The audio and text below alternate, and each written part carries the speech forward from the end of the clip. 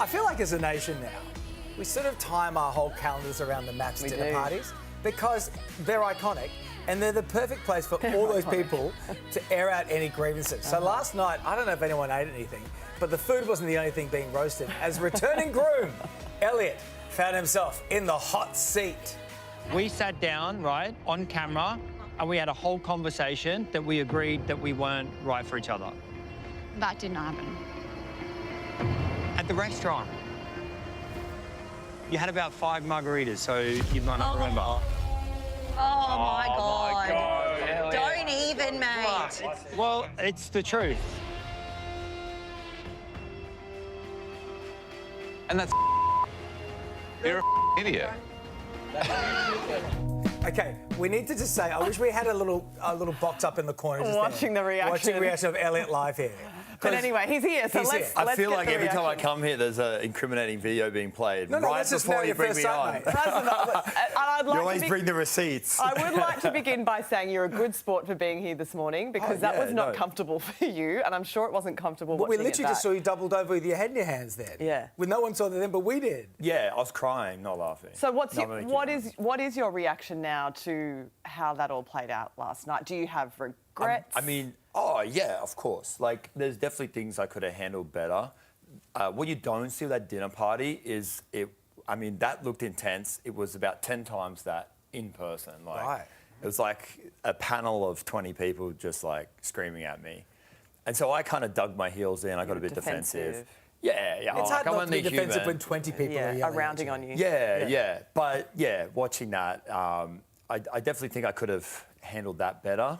I didn't go after anybody or try to get snarky or anything like that. And to be honest, the margarita comment is the one that everyone keeps bringing up, and that in the moment was said with no intent as like, oh, I'm going to shame her for drinking margaritas. It was me puzzled, why doesn't she remember when we had this chat? Like, it was on camera, and that was kind of my thought process. It was like, huh? So you said at the table you were happy with how you treated Lauren. When you look back on it now, are you saying that you're sort of flipping on that? Yeah, to a degree. I mean, there's a lot of things that are shown that are out of context.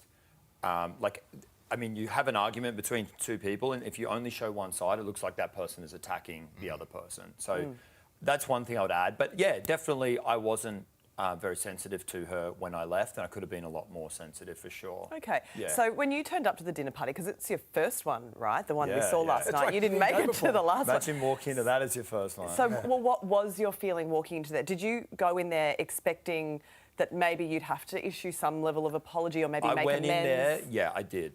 Actually, they don't show this, but I tried to pull Lauren aside to apologise amidst the screaming, and she declines.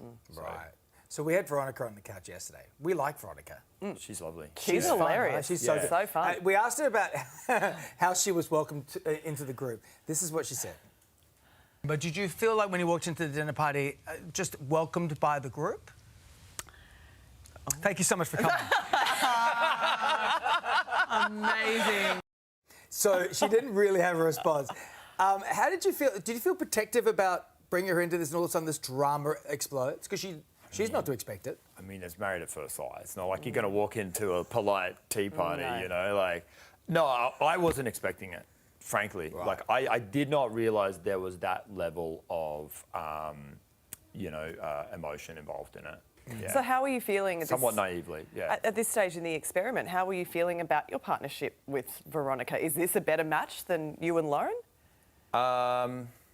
Yeah. I mean, I came in with a fresh perspective as well. When I first entered the experiment, I definitely didn't come in thinking, oh, I'm going to do this experiment and learn all these, wonderful things. I came in thinking, I kind of know what I want in a partner, and and I don't really want to go on if you're going to, match me with someone to get drama and things like that. And so I said it. I said, don't put me on if that's the goal. And of course that happened. I walked out and I was a little bit upset because I was like, why would they do that? Put me in that situation. But I mean, yeah, definitely a kind of selfish way to look at it in retrospect. In a way, it was like an emotional digging of the heels in for you to go into it. But have you now?